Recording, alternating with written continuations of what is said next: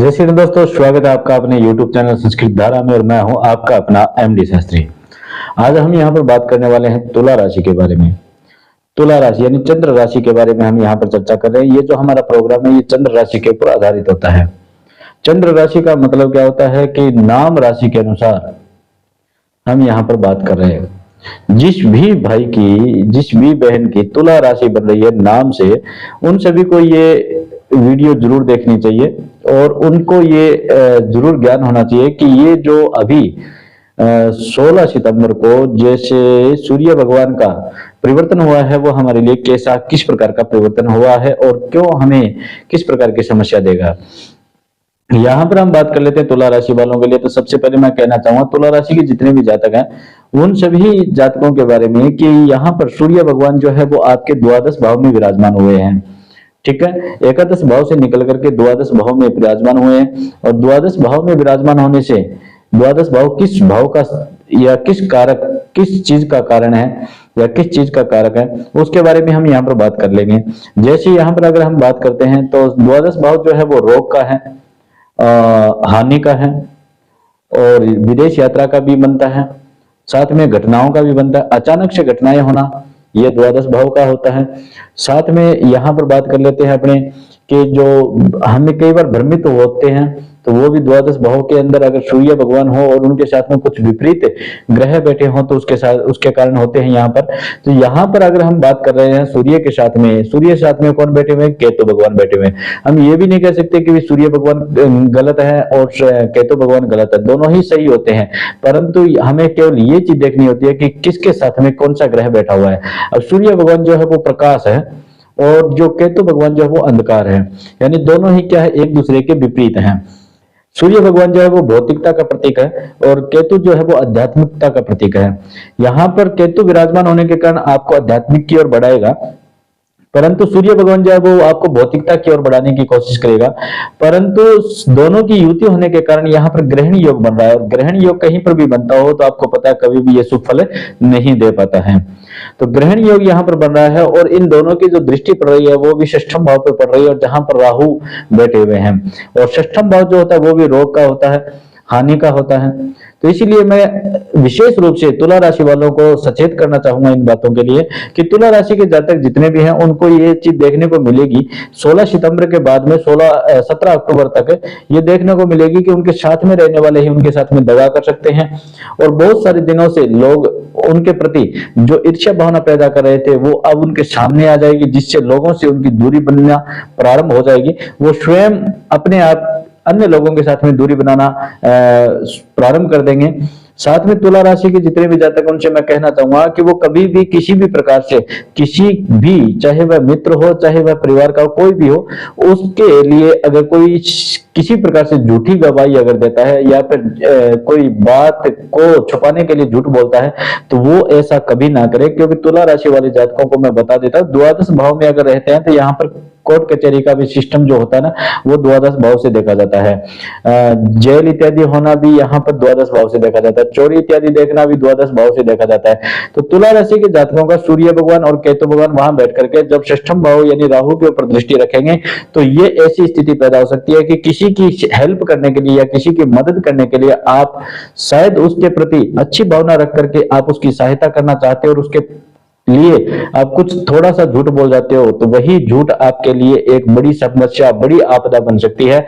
इसीलिए मैं आपसे कहना चाहूंगा आप किसी के भले की कोशिश तो करोगे परंतु वो आपके लिए नुकसानदायक हो सकता है, आपके लिए बहुत बड़ी आपदा बन सकती है। इसलिए सचेत रहना। ये जो 1 महीने का जो समय होता है वो हर साल आता है, ये नहीं कह सकता कि इसी वर्ष आता है, पिछले साल भी आया होगा 2023 के अंदर इस महीने यानी सितंबर और अगस्त के मध्य में ये समय आता है। तो आगे 1 महीना आगे पीछे हो सकता है परंतु ये समय जरूर आता है। आप 2023 के समय को आप चेक कर करके देख लीजिए, आप फिर से याद करके देख लीजिए, ऐसा समय आया होगा उस वक्त आप सबसे दूर हुए होंगे, आध्यात्मिक की ओर ज्यादा गए होंगे और साथ में आपके अपने ही लोग आपसे दूर होना प्रारंभ हो गए होंगे और आप बहुत सारे समय में एकांत में व्यतीत करने की कोशिश की होगी, आपको अचानक से कोई हानि हुई होगी, अचानक से आपको लाभ भी हुआ होगा और आपको पता भी नहीं चला होगा कि कब क्या होने वाला था और कब क्या हो गया। इस प्रकार की स्थिति यानी बुद्धि क्या हो जाती है, भ्रमित हो जाती है, निर्णय लेने की क्षमता जो है वो धीरे धीरे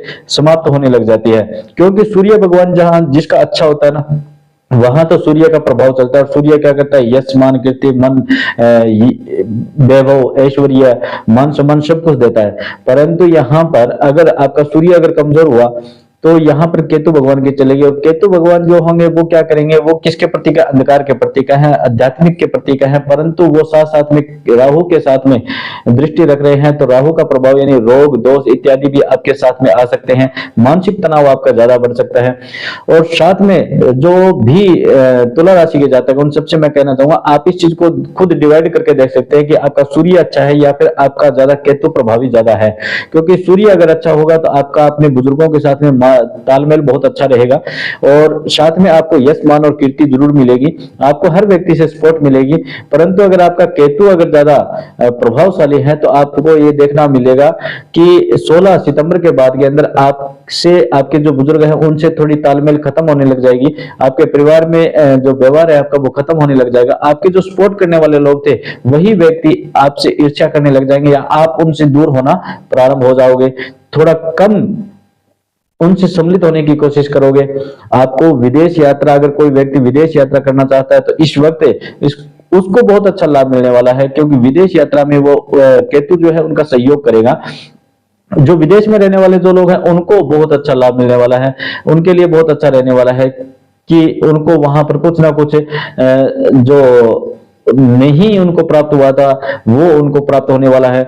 या फिर आपने देखा होगा कि यहाँ पर 16 सितंबर के बाद में जैसे किसी व्यक्ति को प्रमोशन मिलने वाला है तो उस प्रमोशन के अंदर दिक्कत आने लग जाएगी, या फिर आपके जो बड़े अधिकारी हैं उनके साथ में आपकी थोड़ी अनबन हो सकती है।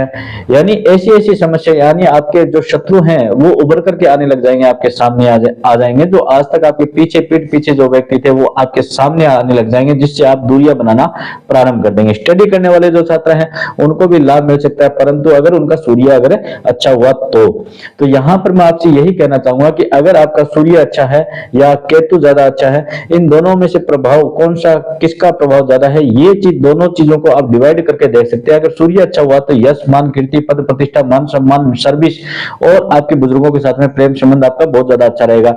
अगर सूर्य कमजोर हुआ तो इसका नेगेटिविटी आपको प्राप्त होगी, आपका यश मान कीर्ति पद प्रतिष्ठा ये सारी समाप्त होने लग जाएगी और केतु भगवान के माध्यम से ही आप आध्यात्मिक की ओर ज्यादा बढ़ने लग जाओगे। साथ में आपको अचानक से हानि प्रारंभ होने लग जाएगी, मानसिक तनाव पैदा होने लग जाएगा, आपको जो भी कार्य होने वाला था उस कार्य के अंदर डिले होने लग जाएगा, आपको शरीर के अंदर पीड़ा उत्पन्न होने लग जाएगी, रोग दोष जो है वो भी उत्पन्न हो सकते हैं वहां पर।